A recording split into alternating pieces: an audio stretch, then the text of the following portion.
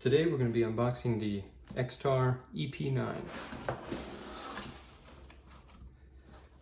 In the box you're going to get your manual as well as an EXTAR sticker, foam piece covering the top, one PMag 17 made by Magpul. This firearm does take Glock magazines.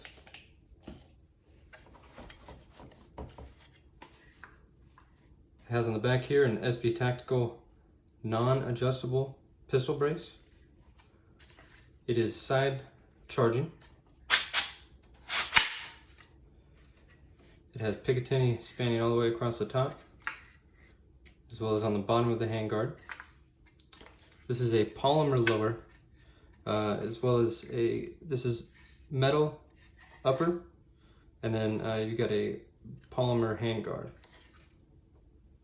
Overall, it's pretty nice. If you guys have any questions, post them down in the comment section.